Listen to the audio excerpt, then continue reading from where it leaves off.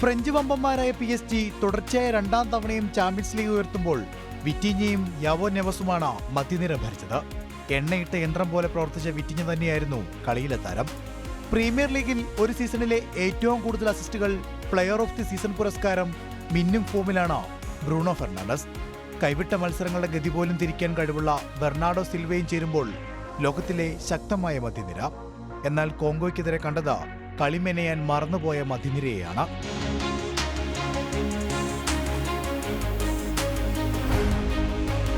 കോങ്കോയുടെ പ്രതിരോധത്തെ മറികടന്ന 6-ാം മിനിറ്റിൽ തന്നെ പറങ്കിപ്പട വല കുലുക്കി. എന്നാൽ പിന്നീട് കണ്ടത് താളം തെറ്റിയ മധ്യനിരയെ. ആദ്യ പകുതിയുടെ അവസാന മിനിറ്റിൽ കോങ്കോ ഗോൾ മടക്കുകയും ചെയ്തു. ആദ്യ പകുതി അവസാനിക്കുമ്പോൾ ഓൺ ടാർഗറ്റിൽ ഒരൊറ്റ ഷോട്ട് മാത്രമാണ് പോർച്ചുഗലിന് പായിക്കാൻ കഴിഞ്ഞത്.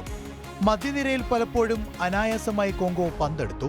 നേർക്കുനേർ വന്നതിലേറെയും പന്ത് വരുതിയിലാക്കിയത് കോങ്കോയുടെ ചുണക്കുട്ടികൾ തന്നെ. ഒന്നിലേറെ കോങ്കോ താരങ്ങൾ പാഞ്ഞെടുക്കുമ്പോൾ മധ്യനിരയിൽ പോർച്ചുഗൽ താരങ്ങൾ ഒറ്റപ്പെട്ടു. പിന്തുണ നൽകാൻ മറ്റൊരു താരം എത്തുന്നത് നാമമാത്രമായി. മധ്യനിര കളിമറന്നതോടെ കോങ്കോ ഗോൾ മുഖത്തേക്ക് അപകടകരമായ പന്തുകൾ എത്തിയതേയില്ല. ആകെ എത്തിയ പന്തുകളാവട്ടെ ഗോളാക്കാൻ റോണോയ്ക്ക് സാധിച്ചതുമില്ല.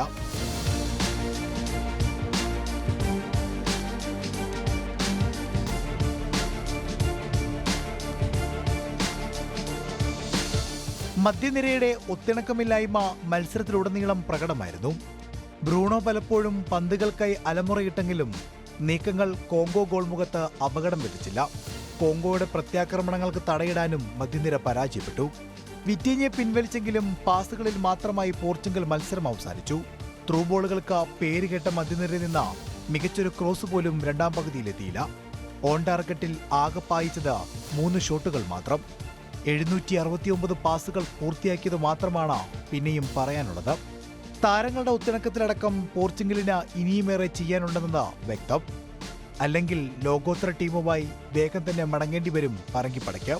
Sports desk, news Malayalam.